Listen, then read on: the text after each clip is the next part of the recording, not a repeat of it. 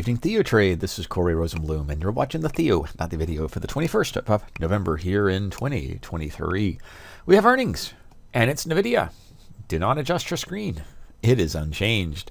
Nvidia shares are down slightly in the after hours, but slightly as in, we'll just call that unchanged in terms of its earnings. Now, they did have, we call it blowout earnings. They had better than expected guidance, better than expected sales, better than expected everything, but the stock still went down. We will have their earnings call coming up. And again, we do these videos after the close. I waited as long as I could, but there still wasn't any movement in Nvidia. So by the time you hear this video, you may see shares of Nvidia up to the top of the expected move. That's about 537, or just as equally likely, down to about 464. That's a lower bound of the expected move. And there's been no change in the Nasdaq after hours, which was down today in today's trading session, but unchanged on the back of monster attack, Nvidia's unchanged earnings. So that'll be in the focus for tomorrow's session if there happens to be any movement in the Nasdaq and to an extent the S&P, which also is unchanged. But something that is slightly changed, we'll actually look at this quickly on the expected move for Nvidia. So on the expected move for Nvidia, we're looking for about $36 in the expected move. That's where I got the number for, roughly speaking, on the expected move. 36 up, 36 down. Again, these are the spots to be watching in tomorrow's session. And in the Nasdaq, its expected move, which is tied to Nvidia, at least at this point, is about 142 handles in the Nasdaq. We'll see how this plays out, and if we get that, I'll keep watching this off the corner of my desk. But unfortunately, Nvidia is unchanged until the conference call or some other movement occurs in the stock. But outside of that, let's actually start with the stocks that made 52-week highs. In today's session, there were 28 of them in the S&P 500. They were Visa, Adobe, Accenture, Linde, ServiceNow, all the way down to a few others. Garmin, we have Take-Two, and Grainger, and Ingersoll Rand, Hilton, and a few others that may not. Chipotle, that's one we want to highlight. We like to call this the overpriced burrito here in TheoTRADE, and overpriced it is. And we'll take a look at which stocks continue to outperform the market, Chipotle being one of them. So I use this in my sessions and in the conversation here about this logic that we shouldn't expect or never should let this enter our trading vernacular or trading terms. It can't go any higher because Chipotle shares $2,200 per share. And that is a stellar rise when you consider that in the pandemic, shares of Chipotle were about $500 per share. And even that seemed like it was expensive. And it's more expensive. What is strong got stronger. What is expensive got more expensive. And now we have that overpriced burrito, overpriced at $2,200. But outside of that, we see other stocks making 52-week highs, and that would include Visa and Adobe, Accenture. We have the weekly chart on the right and the daily on the left. I'm looking for stocks like this for a longer term hold or for intraday or short term, not so much intraday, but short term trades in the direction of these stocks. That's why I like these 52-week high scans. ServiceNow and Progressive. Progressive is an insurance company we've been talking about, had its breakout, and has continued to go even higher. Moody's, MCO, and maybe a few others. Motorola.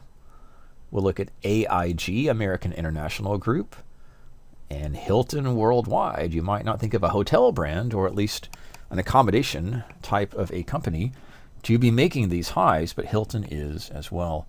And then we see Grainger, Ingersoll Rand, and a few others that would be on the list. Yesterday's session had a little bit more excitement because stocks that made 52-week highs yesterday included big tech leaders in the monsters attack: Microsoft, Nvidia, Meta, Broadcom, Intel, IBM, GE, and a few others that made highs as well. So a quick run through of these stocks shows, again, the weekly perspective here. And if you ever want to dig into the financials or the statements, balance sheets, or earnings, and anything else, we can look at the fundamentals, and the analyst reports would be here in the Analyze tab for the stock you want to look at. And all of the analysts say accumulate 5 stars, buy long in Microsoft, and that's where the stock has been going. Not quite a $2,200 stock. I'm not sure that will ever happen. Of course, they're going to split Microsoft if this continues, but that's just the route of these big companies. Chipotle, maybe not, and Berkshire Hathaway, maybe not as well. By the way, Berkshire Hathaway, the A shares at least, we think about $2,200 per share was overbought for Chipotle. Berkshire Hathaway has a policy of not splitting the shares, and this stock has run and run and run and run. And yes, you read this correctly. It would take you $560,000 to purchase one share of Berkshire Hathaway A. And if you don't want to do that, there's always Berkshire B, which is a financial company, one of the leaders, one of the market caps that we don't talk about much here in TheoTRADE, but it's outside the sponsor's attack. Berkshire Hathaway is going to be a strong, high market cap stock. And you can always take a look inside here what the market cap is and anything else to do with that company. Almost $1 trillion market cap just there, just alone right there. So one of the leaders as well. Back to the stocks making new highs. Nvidia, which we see its earnings, and has there been a change in Nvidia after hours? There has not been a change in Nvidia after hours. Meta is up at a new 52-week high. Again, there's your weekly chart. There's a 52-week high. Broadcom, Intel, which actually is getting a big boost just recently. Other tech companies would include IBM, one I've been interested in, General Electric, and then Micron, and a few others would be joining that list of stocks making those highs. And they're showing relative strength. But outside of that, where are we in the big picture and the grand scheme of things in the holiday week? Let's take a peek. This week, we already have this Nvidia, again, comically watching it off the side of my desk, not moving whatsoever after its better than expected, in fact, I think quite stronger than expected earnings, blow away or bullish earnings. Stock hasn't moved a dime, well, more than a dime, hasn't moved 1% up or down after the initial fall and recovery. We'll see what the board has to say on their earnings conference call. And of course, again, you'll know where this stock has moved after I do, in the video at least. Baidu, Hewlett-Packard, and Lowe's. Tomorrow's session is going to have Deere, John Deere, of course, Nvidia fallout, if there is.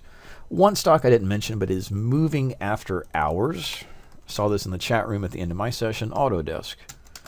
Autodesk is moving to the upside after it has reported earnings. Not a big move, but move nonetheless. And a peek at its daily chart. Let's go to the daily. Let's look at Autodesk. And that's a trading range for Autodesk. Nothing really exciting to me on that. John Deere comes up. We have the Thanksgiving holiday, and there'll be some earnings taking place. And Friday will be a half trading session here in TheoTRADE and in the global, or at least the US financial markets. So that is on the schedule. I think the biggest one, unless you're trading Hewlett-Packard, Lowe's, Baidu, or maybe some other stocks like John Deere. In fact, while we're here, let's take a little peek at John Deere and see where its stock is moving, if there's any movement.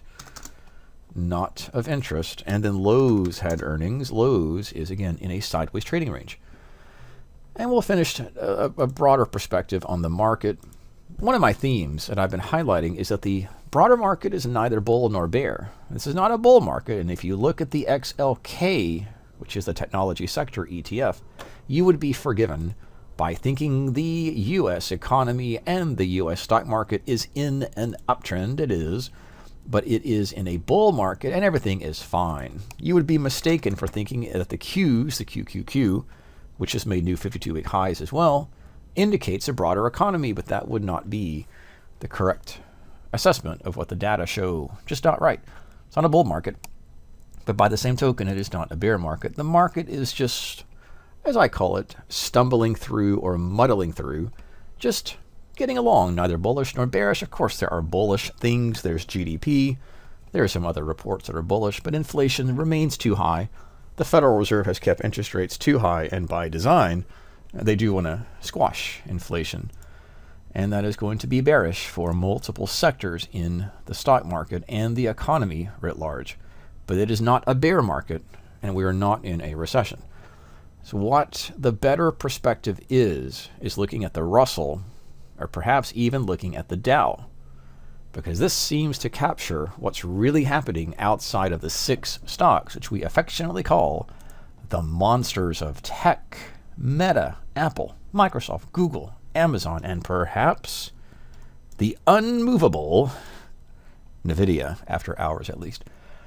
So outside of those, we still have a flat to sideways market. We have a flat to sideways economy, and the Russell and the Dow would show that and offer trading opportunities within that logic. And we'll finish by looking at this. On our sector grid, which is right here, I will show you that the financial sector is flat sideways. Let's ignore the technology sector. Discretionary to an extent is flat, a little bit bullish because of Amazon and Tesla, but nonetheless mostly up to flat. Industrials flat for the year. Materials definitely flat for the year. Energy flat for the year. P for staples is a little bit down on the year, but flat nonetheless. V is healthcare. It's flat on the year. And utilities, along with the staples, have been 2 of the weakest performing sectors in the market. But again, do you see a bull market here? You do see a bull market if you look at XLK. Do you see a bear market? Perhaps you can see it in the utilities. But the truth of the matter is that we are not in a bull nor a bear. We are in a sideways market and a sideways economy. And that's going to frame the rest of 2023 in my view. As always, be careful and safe. This is Corey Rosenblum with tonight's Theo video update for November 21st, 2023.